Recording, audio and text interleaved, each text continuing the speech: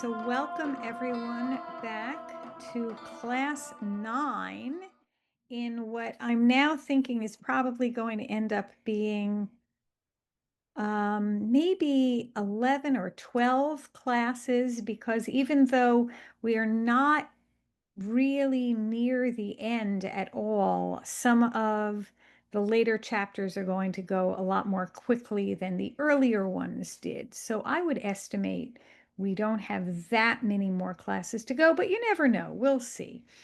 We are continuing back with the main plot of our narrative after having taken a break last week to focus on the ethics of war. So we're going to start, as we always do, with a prayer for the study of Torah. So you are all welcome to unmute yourselves so we can hear all of our voices together in prayer. Baruch atah Ata Adonai Adonai Eloheinu Eloheinu melech melech haolam haolam asher asher kiddushanu kiddushanu b'mitzvotav b'mitzvotav v'tzivanu v'tzivanu la'asot la'asot b'divrei b'divrei Torah. Torah. Let us Amen. soak ourselves in the study of Torah. And we are going to begin to dive in to the study of the Southern campaign and the Northern campaign that starts with something that is called the Gibeonite deception. Ta-da! The conquest continues with the deception of the Gibeonites. So I am going to ask Rabbi Daniel to read to us from Joshua 9:1 through 14. Alrighty. When all the kings west of the Jordan in the hill country, in the Shephelah, along the entire coast of the Mediterranean Sea, up to the vicinity of Lebanon, the land of the Hittites, Amorites, Canaanites, Perizzites, Hivites, and Jebusites, learned of this, they gathered with one accord to fight against Joshua and Israel. But when the inhabitants of Gibeon learned how Joshua had treated Jericho and Ai, they for their part resorted to cunning. They set out in disguise. They took worn out sacks for their donkeys and worn out water skins that were cracked and patched. They had worn out patched sandals on their feet and threadbare clothes on their bodies, and all the bread they took as provision was dry and crumbly. And so they went to Joshua in the camp at Gilgal and in the parley and said to him and to the rest of Israel's side, "We come from a distant land. We propose that you make a pact with us." Israel's side replied to the Hivites, "But perhaps you live among us. How then can we make a pact with you?" They said to Joshua, "We will be your subjects." But Joshua asked them, "Who are you and where do you come from?" They replied, "Your servants have come from a very distant country because of the fame of the eternal your God. For we heard the report of all that your God did in Egypt, and of all that your God did to the two Amorite kings on the other side of the Jordan, King Sihon of Heshbon and King Og of Bashan, who lived in Ashtaroth. So our elders and all the inhabitants of our country instructed us as follows: take along provisions for a trip, and go to them and say, we will be your subjects, come and make a pact with us. This bread of ours, which we took from our houses as provision, was still hot when we set out to come to you, and see how dry and crumbly it has become. These wineskins were new when we filled them, and see how they have cracked. These clothes and sandals of ours are worn out from the very long journey. Those involved took their word for it because of their provisions and did not inquire of God. Okay, so what is going on here? Why is it? What is their deception? Why is it that they have all this cracked, old-looking stuff? Do we understand what they are trying to do to deceive the Israelites? They're saying they came from far away, but they were really lived nearby. Right. So they must have heard that all of the locals are supposed to be wiped out. And so they are pretending that they are not locals, even though they are. And so that's why they are deceiving the Israelites by pretending they have come from far away. And they seem to have done a pretty good job of it, even though Joshua asks questions and seems quite skeptical. He takes their word for it because of their provisions. And what's the big mistake that gets made in the very last line? They didn't inquire of God. Exactly. So they took their word for it. They did not inquire of God. They could have, but they didn't. So let's move on and see what happens. Joshua 9:15 to 27. Joan, will you read this for us? Joshua established friendship with them. He made a pact with them to spare their lives, and the chieftains of the community gave them their oath. But when 3 days had passed after they made this pact with them, they learned that they were neighbors living amongst them. So the Israelites set out, and on the third day they came to their towns. These towns were Gibeon, Shephirah, Beeroth, and Kiriath Jearim. But the Israelites did not attack them, since the chieftains of the community had sworn to them by the Eternal, the God of Israel. The whole community muttered against the chieftains, but all the chieftains answered the whole community, "We swore to them by the Eternal, the God of Israel. Therefore we cannot touch them. This is what we will do to them. We will spare their lives so that there may be no wrath against us because of the oath that we swore to them." And the chieftains declared concerning them, "They shall live." And they became hewers of wood and drawers of water for the whole community, as the chieftains had decreed concerning them. Joshua summoned them and spoke to them thus: "Why did you deceive us and tell us you lived very far from us, when in fact you lived among us? Therefore be accursed. Never shall your descendants cease to be slaves, hewers of wood and drawers of water for the house of my God."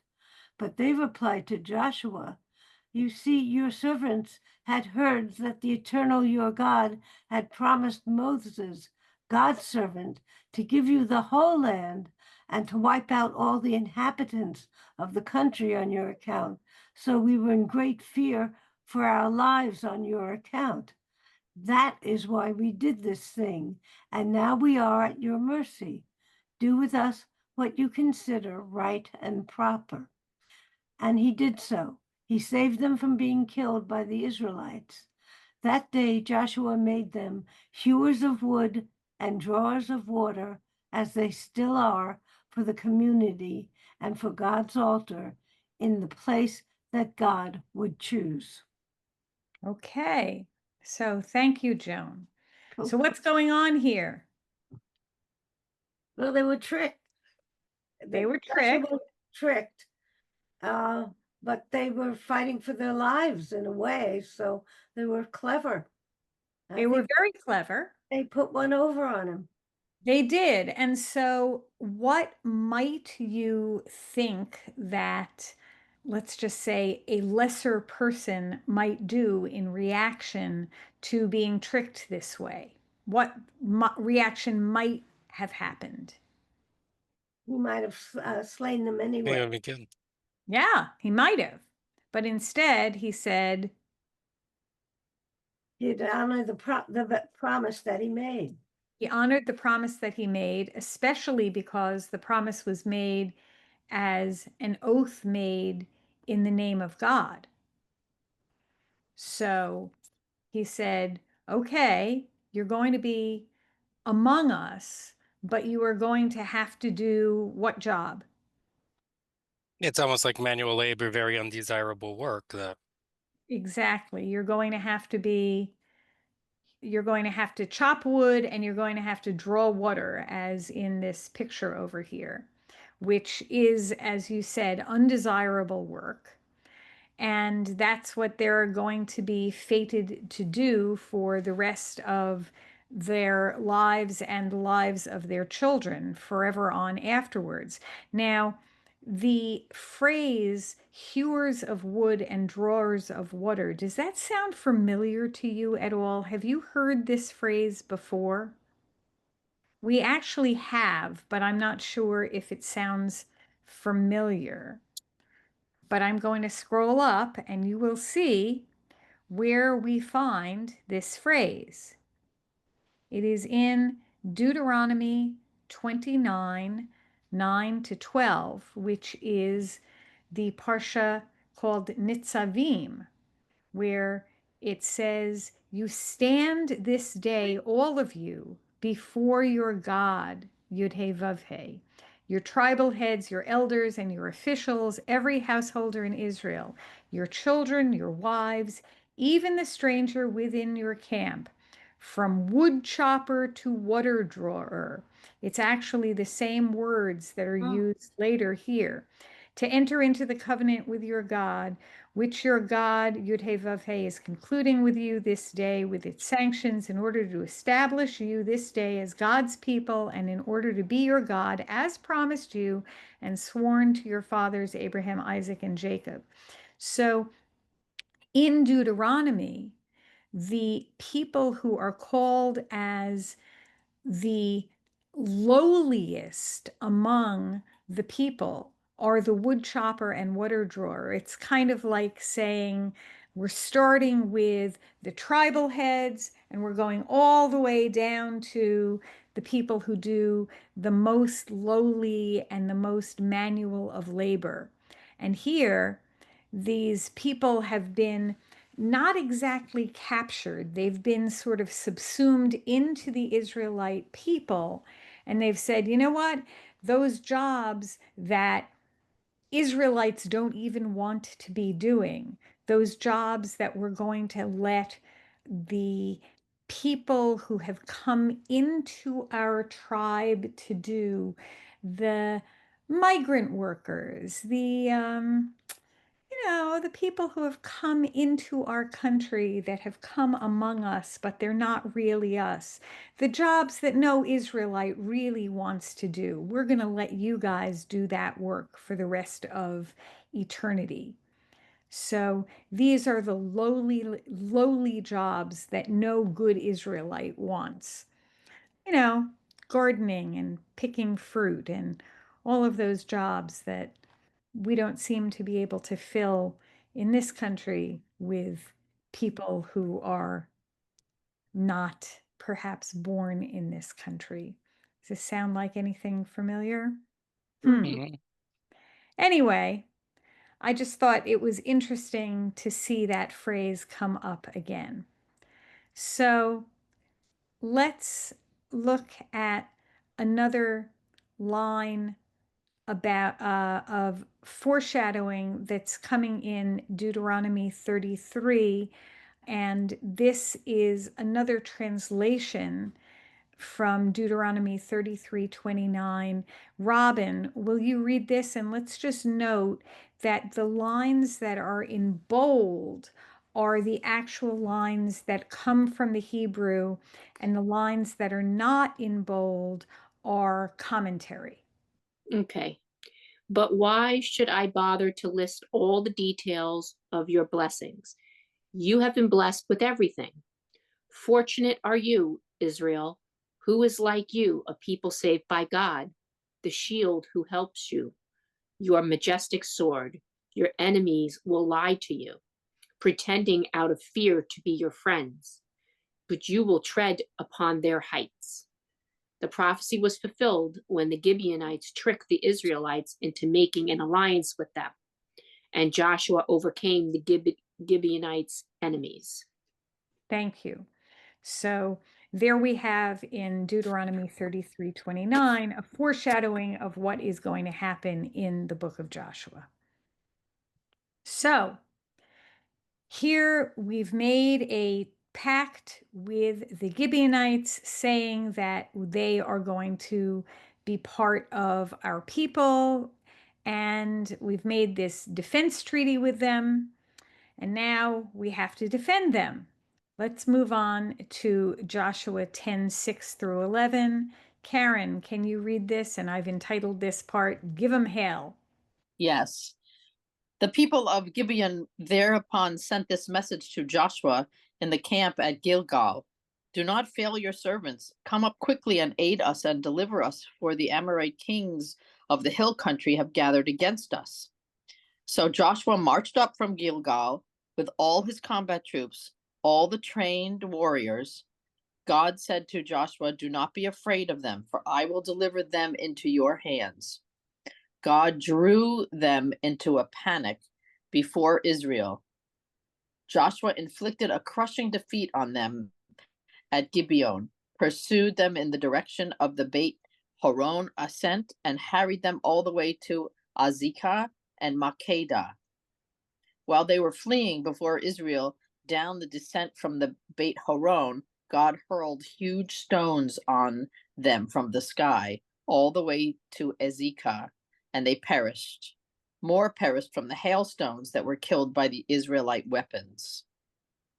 Thank you. Welcome. So here they are. They have become part of the Israelite nation. And so now that we have signed this defense treaty with them, we have to come to their aid when the Amorite kings are coming after them. Now comes a very interesting episode in the book of Joshua that you may or may not be familiar with. And I've entitled this, The Sun Won't Set. So Akiva, will you please read to us from Joshua 10:12 through 14? On that occasion, when God routed the Amorites before the Israelites, Joshua addressed God.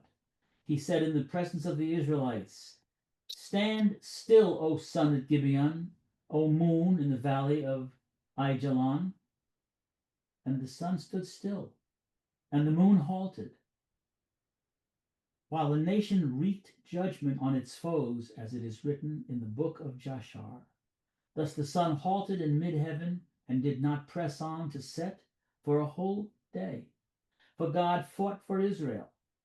Neither before nor since has there ever been such a day when God acted on words spoken by someone else.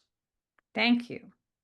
So this is a very interesting episode, and this is a painting called Joshua Commanding the Sun to Stand Still upon Gibeon that hangs in the National Gallery of Art.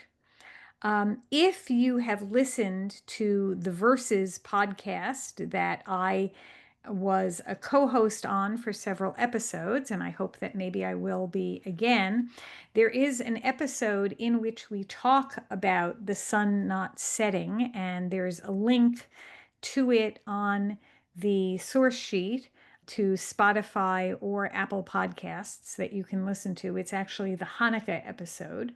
So please take a listen to that if you haven't.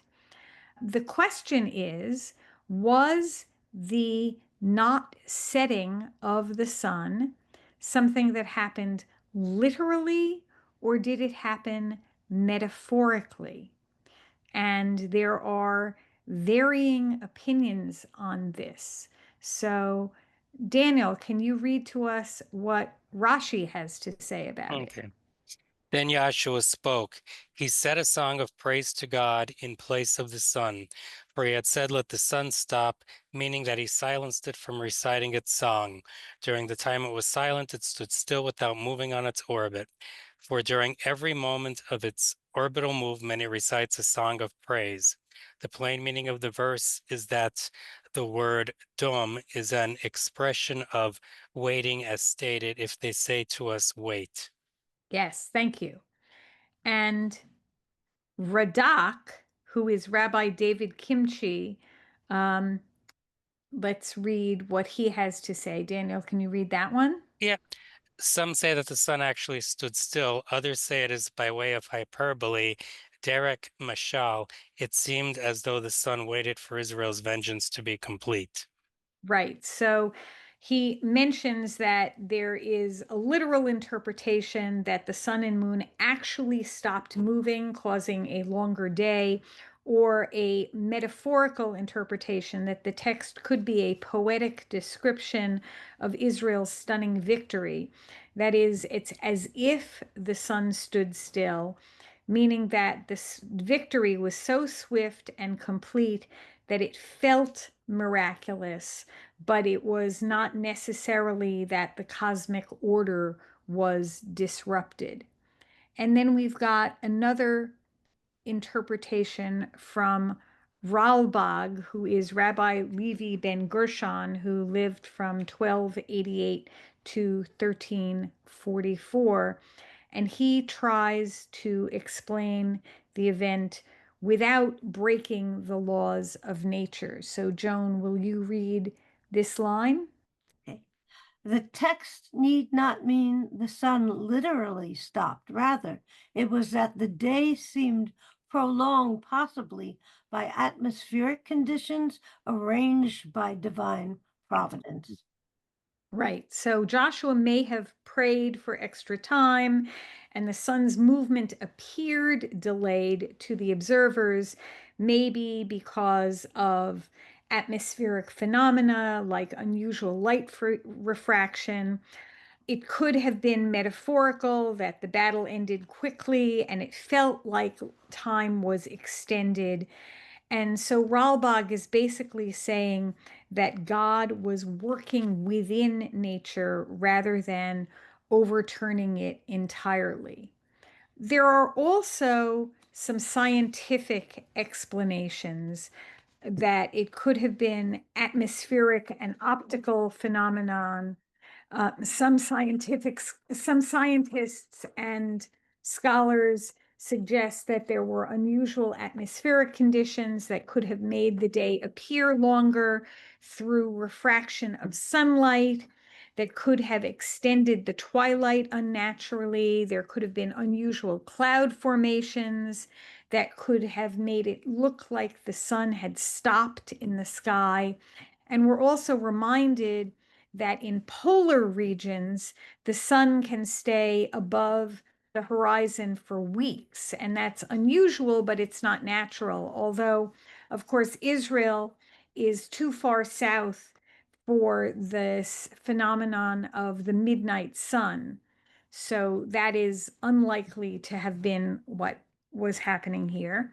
It's also been proposed that perhaps there was a solar eclipse. And in 2017, a Cambridge researcher named Humphreys suggested that this could have actually been a description of a solar eclipse. And he argues that the word dome, instead of meaning that the sun stood still, it could mean that it was silent and that it really described a darkening rather than a literal stopping. And it turns out that there was an eclipse visible in Canaan around 1207 BCE, which would have been the timing if the Exodus actually happened at the latest possible date that it might have been, depending on how the timing works out. And then there's another view, as I said, that maybe Joshua's forces just had such a swift victory that it sort of felt like time was standing still, that it felt miraculous, that it was figurative language, and that maybe there were meteorological conditions. Maybe it was the middle of the summer, and so the day felt like it was specific, that it was particularly long, and the battle continued uninterrupted between day and night. But I do want to just go back to this last line of the text, which says, "Neither before nor since has there ever been such a day when God acted on words spoken by someone else." Because what's happening here is that, as we see above, it is Joshua who says, "Stand still, O sun and O moon." And then that seems to be what's happening, that it's Joshua who calls out to the sun and moon to stand still. So this is very unusual, that it seems to be that Joshua is calling for a miracle, and he truly believes that it is going to happen. And so it does, in one way or another, whether it truly stood still, whether time seems to have gone more slowly and the victory was more swift. What do you think? Any thoughts about all of this? Well, sometimes when, something traumatic or very, life-changing is occurring, sometimes it does seem as time stands still, Mm-hmm. or time goes in slow motion. Yes, And we very would much say so. when I saw the person, coming towards me in his other car and I couldn't get out of the way in time, it appeared as if everything happened in slow motion and, God forbid I was hit. Very much so. Yes, things seem to happen in slow motion, either when something bad is happening or sometimes when something very good is happening. And in a battle like this, it's actually sort of a combination of both of those things, right? It's something very bad for the people who are being defeated. And for those who are the victors, it is something very good, right? Because they are victorious. So maybe it is that time is perceived in a very, very different way for those who are participating. So it's just a very interesting thing to think about. But it also reminds me of a story which I'm going to ask Akiva to tell about believing in miracles. Do you know the story that I'm talking about? About praying for rain. Ah, Can you make sure that your voice can be heard? certainly. You want me to come where? Yeah, just come a little closer, and I'm going to unshare for a moment so that you can see Akiva's face, and then we'll share again. Go ahead. So you may have heard of um, Heschel. What's his first name? Abraham Joshua. Abraham Joshua Heschel. What you may not know is that he comes from a long line of Hasidic masters. The first one which was a man called the Apter Rav, same name, Abraham Joshua Heschel, and he lived after the Baal Shem Tov, so that would have been after 1730, probably in the 1800s sometime. And the story is told that his Hasidim came to him one day and said, "Rebbe, we have not had rain for weeks now, and our crops are languishing, and our families are hungry. We need rain." And so we have all determined to call today a fast day, and we are all going to be praying all day long, and we would like you to come and bless our efforts. And he looked at them up and down, paused, and he said, "No." What? The leaders said, you don't want to come and help us pray for rain? No. "But Rebbe, this is a community. We need your help." He said, "Yes, I know that." He said, "So why is it that you are not going to help us?" He said, "Oh, it's very simple. You all want rain. You all want me to pray with you for rain. Not one of you has brought an umbrella with him. None of you believe it's going to work." Thank you. And so that is what this story reminds me of, is that Joshua truly had faith that when he said that the sun was going to stand still, that it was going to stand still. It was going to do what he needed. It was going to give them all the time that they needed, all the light that they needed to defeat their enemy. And so it was. And so it reminds me that when we need true miracles, we have to believe that they are going to happen. Okay, we're done. But no, we're going to continue studying. But I I just, have a question. yes, please go ahead. Okay. So I thought praying for rain, I didn't think that Jews specifically prayed to ask God for something. We praise God, but do we pray for something specifically? Yes, so on Shabbat, we do not pray for things. Aha. On Shabbat, we remove the prayers that are very specific, other than prayers for healing. But if you look at the Amidah for the weekdays, there are prayer after prayer after prayer after prayer that are extremely specific, asking for this and that and that and that and that. So if you are used to participating in prayer services that are on Shabbat, you will probably be less familiar with those prayers.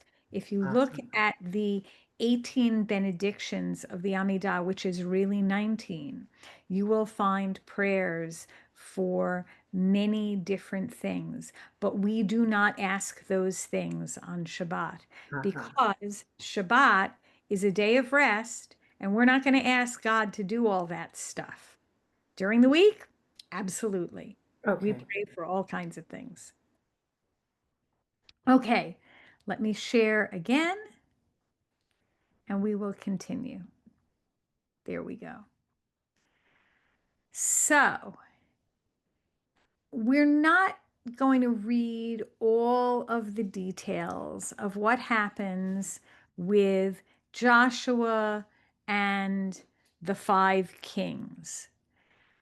Joshua dramatically executes the 5 Ammonite kings. They are brought forth, they have been hidden in a cave, and they we see again the line, do not be frightened or dismayed, be firm and resolute. Perhaps you remember that line from some of our earlier discussions, but the 5 kings are publicly executed, but they are not tortured, and they are taken down, and they are given a burial in the cave that they had been hiding in. And you can read that on your own if you'd like to. We're going to move on to the northern campaign. So we've had the southern campaign, and now we're going to move on to the campaign in the north. So Diane, go ahead and read Joshua 1-23. Okay. When the news reached King Jabin of Hazor, he sent messages to King Jobab of Madon, to the king of Shimron, to the king of Ashvach, and Be careful what you ask for. See, you get the hard ones. Achshvath, and to the other kings in the north, in the hill country, in the Arabah south of Kinneret, in the lowlands, and in the district of Dor on the west, to the Canaanites in the east and in the west, to the Amorites, Hittites, Perizzites, and the Jebusites in the hill country, and to the Hivites at the foot of Hermon in the land of Mizpah. They took the field with all their armies, an enormous host, as numerous as the sands on the seashore, and a vast multitude of horses and chariots. All these kings joined forces. They came and encamped together at the waters of Merom to give battle to Israel. But God said to Joshua, do not be afraid of them. Tomorrow at this time I will have them all lying slain before Israel. You shall hamstring their horses and burn their chariots. So Joshua with all his combat troops came upon them suddenly in the waters of Merom and pounced upon them. God delivered them into the hands of Israel, and they defeated them and pursued them all the way to Great Sidon and Mizrapath Maim, I think that's Mayim, and all the way to the valley of Mizpeh on the east. They crushed them, letting none escape, and Joshua dealt with them as God had ordered him. He hamstrung their horses and burned their chariots. Joshua then turned back and captured Hazor and put its king to the sword. Hazor was formerly the head of all those kingdoms. They proscribed and put to the sword every person in it. Not a soul survived, and Hazor itself was burned down. Joshua captured all these royal cities and their kings. He put them to the sword. He proscribed them in accordance with the charge of Moses, the servant of God. However, all those towns that are still standing on their mounds were not burned down by Israel. It was Hazor alone that Joshua burned down. The Israelites kept all the spoil and the cattle of the rest of those cities as booty, but they cut down their populations with the sword until they exterminated them. They did not spare a soul. Just as the Eternal had commanded God's servant Moses, so Moses had charged Joshua, and so Joshua did. He left nothing undone of all that God had commanded Moses. Joshua conquered the whole of this region, the hill country of Judah, the Negev, the whole land of Goshen, the Shephelah, the Arabah, and the hill country and coastal plain of Israel. Everything from Mount Halak, which ascends to Seir, all the way to Baal-Gad in the valley of the Lebanon at the foot of Mount Hermon. And he captured all the kings there and executed them. Joshua waged war with all those kings over a long period. Apart from the Hivites who dwelt in Gibeon, not a single city made terms with the Israelites. All were taken in battle. For it was God's doing to stiffen their hearts to give battle to Israel in order that they might be proscribed without quarter and wiped out as God had commanded Moses. At that time, Joshua went and wiped out the Anakites from the hill country, from Hebron, Debir, and Anab, from the entire hill country of Judah, and from the entire hill country of Israel. Joshua proscribed them in their towns. No Anakites remained in the land of the Israelites, but some remained in Gaza, Gath, and Ashdod. Thus Joshua conquered the whole country, just as God had promised Moses. And Joshua assigned it to Israel to share according to their tribal divisions, and the land had rest from war. Thank you. So right here we have lots and lots of fighting and lots of destruction. And we have a map of the route that was taken to destroy the various cities. Over here is Hatzor. Here's up towards Sidon. Here's Merom. This over here is Kinneret, which is the north of the Sea of Galilee, which is also known as Kinneret.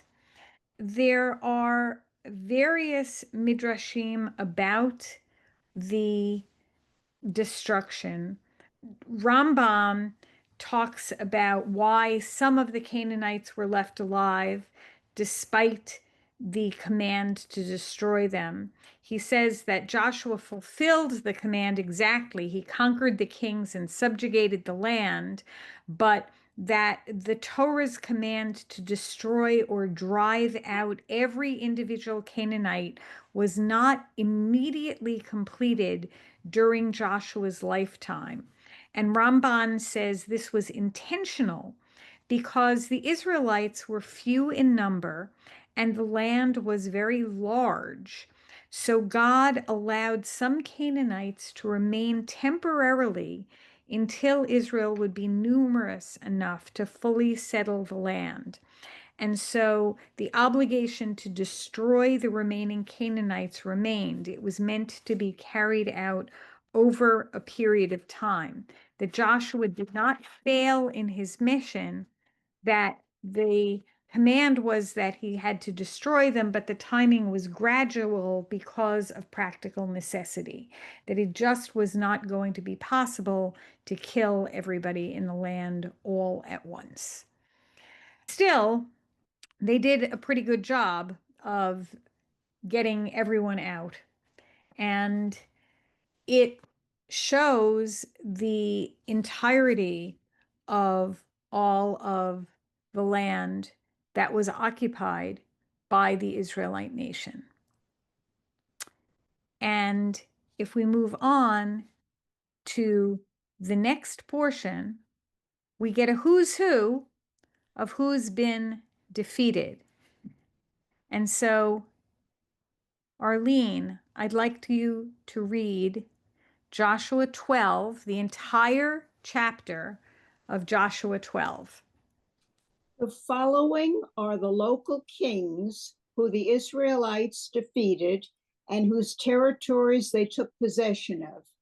East of the Jordan, from the Wadi Arnon to Mount Hermon, including the eastern half of the Arabah, King Sihon of the Amorites, who resided in Heshbon and ruled over part of Gilead, from Aror, or the bank of the Wadi Aron, and the Wadi proper, up to Wadi Jabbok and the border of the Ammonites, and over the eastern Arabah up to the Sea of Chinnereth, and southward by the way of Beth Jeshimoth at the foot of the slopes of Pisgah, on the east down to the Sea of the Arabah, that is the Dead Sea, also the territory of King Og of Bashan, one of the last of the Rephaim, who resided in Ashtaroth and in Edrei, and ruled over Mount Hermon,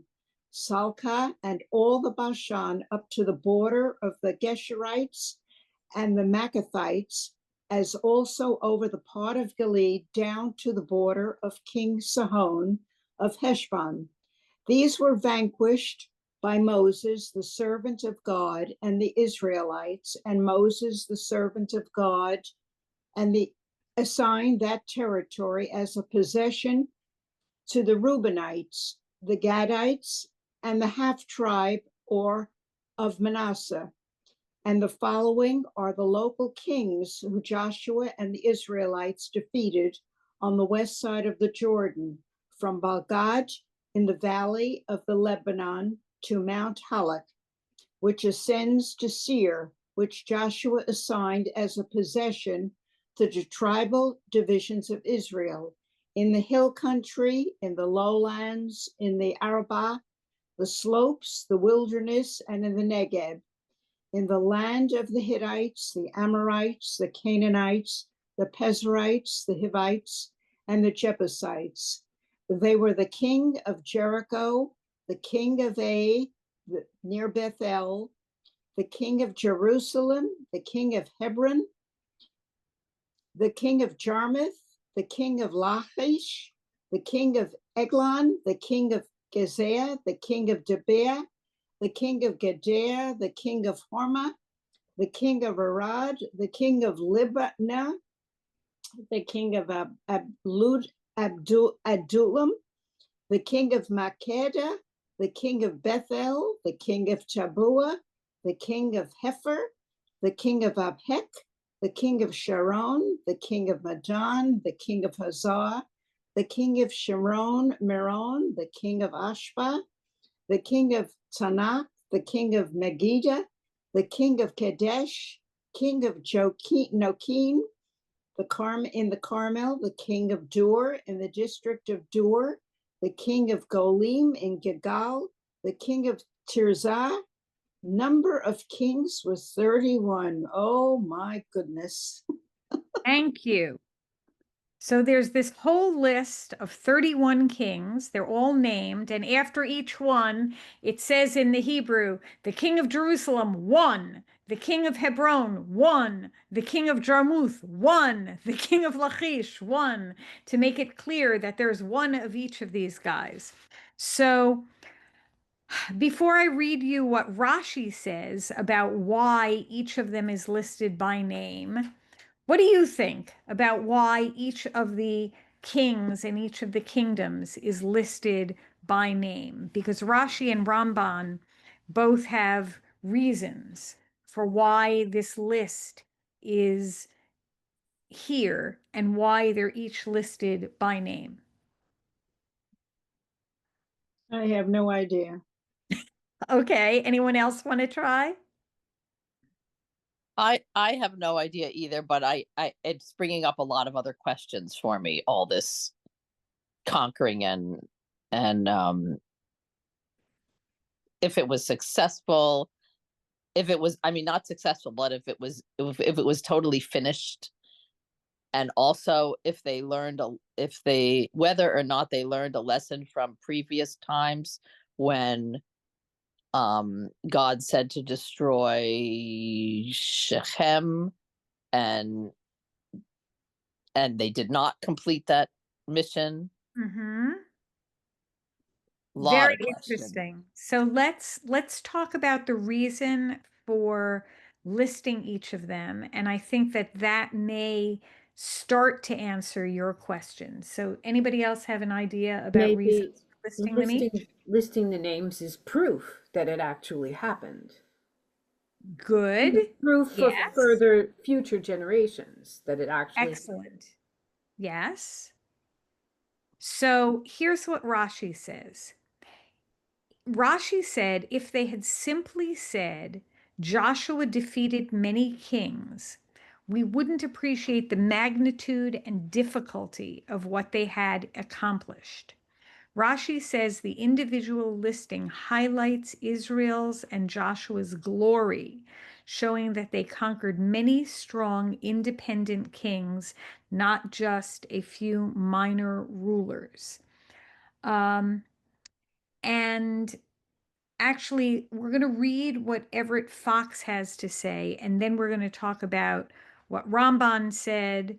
Or actually, I'll read the Ramban and then we'll come back to Everett Fox. Ramban adds this additional layer.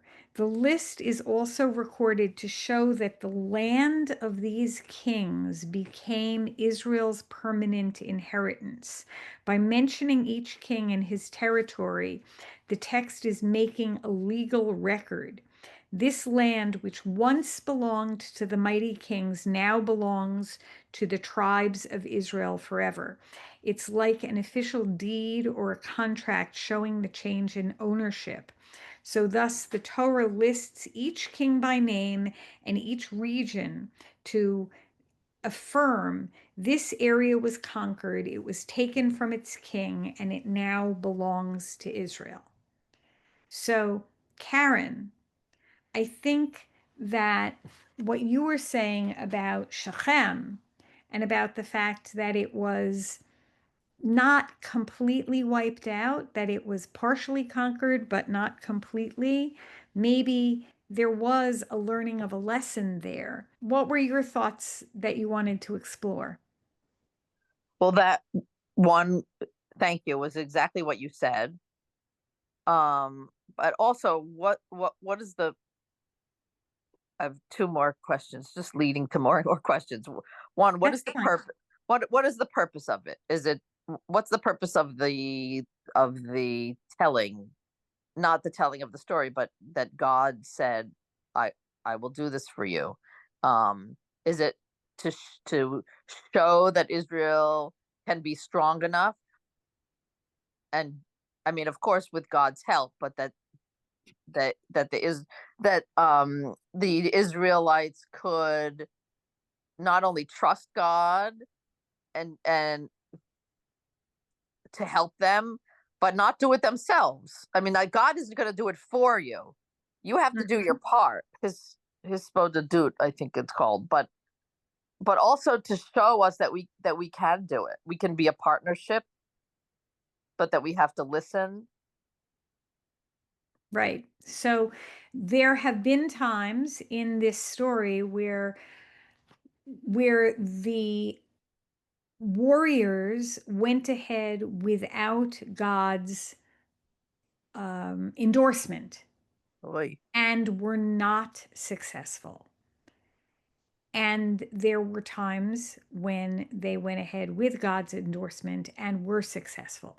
Now, depending on what your belief is as to whether these stories are the Word of God written down, or whether they are a work of history that is written to explain what happened as written by the victors, with God's role written in to give credit where the victors believed credit was due, and to give God's permission and instruction where they believed that that was necessary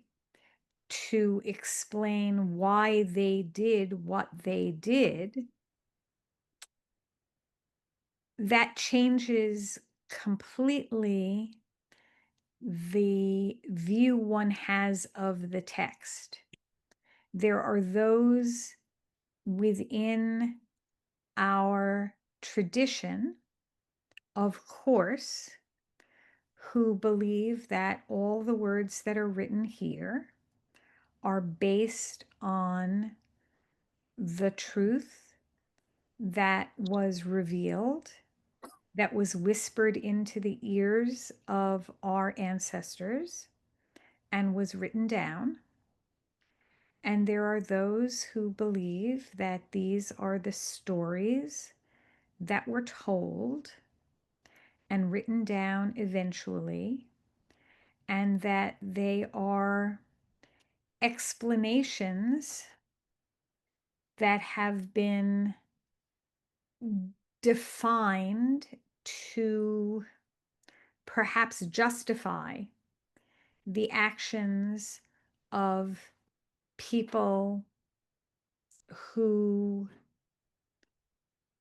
committed what others might condemn. So I give you both of those explanations without telling you which one to believe. Of course. And with the possibility that the truth lies somewhere in between, and with an understanding that I wrestle with that. And that's who we are. We are a people who wrestles with God. We are a people who wrestles with our history. And we are a people who wrestles with the text constantly. Huh. So, thoughts about that? Or about anything else that we've read? I find the wars and everything and some of the gorier stuff in, Torah and the Bible is more, it's definitely troubling, but I try and look at it with there's a deeper meaning to this. And in a way, I want to hope that it isn't, because if it's so gory, I want to hope that it's not a literal story, but more allegorical with a deeper meaning to it.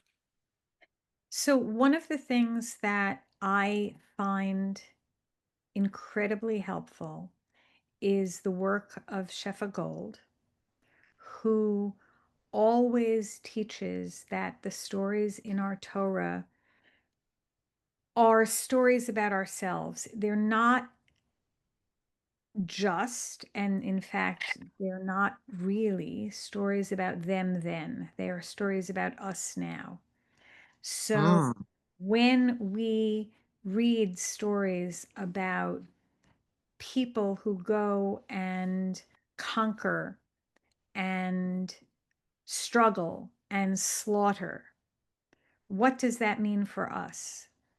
Are we struggling? Are we conquering? Are we doing it in a mindful way? Are we doing it in an inappropriate way? Can we learn something about ourselves and about how we should act in the world? Can we look back at these stories and understand what they mean in the context of what's happening in our world now, and look at some of the struggles that are happening in contemporary society, and look at them with slightly fresher eyes, understanding that people are going through the same things that we've been going through for centuries. Mm. So, Akiva, did you want to read the last Certainly. quote from Everett Fox? This is by Everett Fox, who's a wonderful translator and really. You can come around here again if you want. He's almost an interpreter, Commentator. a commentator of our Torah by his translation. It's remarkable. Okay. See if you can get so that you can be seen. There we go. This brief chapter may serve as a summary of either what has come or what will follow. Indeed, many such lists in the Bible function as textual dividers. While the precise names in lists of this kind are notoriously susceptible to error, the overall effect is rhythmic and hence fitting as a literary marker. The fact that the movement is basically from south to north supports what has gone before. Auld, 1998, suggests that the fate of these kings hints at a view often found in this part of the Bible, that there is something problematic in the institution of kinship itself. Kingship. Yeah, kinship itself. Yeah. So I thought that was a good last piece for us to look at, that the idea of having someone as a leader of a country who has unlimited power and unchecked power is problematic, because they can do anything and they might do anything. And this is important for us to be wary of. It was important enough that, as we will find if we continue reading books after Joshua, that there was a lot of debate as to whether kingship even belonged as an institution in Israel. And as it turned out, kings in Israel, not such a great idea, didn't turn out so well. And maybe that is an important lesson for us to learn as well, that unchecked power is always problematic. We're seeing it today. Yeah. So thank you so much for oh, Robin, I see you have a hand raised. Is that intentional? Yes. Oh, please go ahead. I just wanted to say, in regards to how, violent what we just read was, sometimes it's eye-opening because it makes us think, well, we don't want it ever to get that bad. Like you're talking about having a king. So I think it's important to read that, so that we don't repeat it. Try to do everything to prevent such violence and war and Yes. killing. Yes. Thank you. So thank you all for participating again. We will meet again, I believe, next Tuesday. And until then, have a great week. And thank you once again. And Shabbat Shalom. It's coming up soon. Yes, thank you, Rabbi Lisa. I'll talk to you Thank soon. you. Take care. Thank Bye. you. Bye.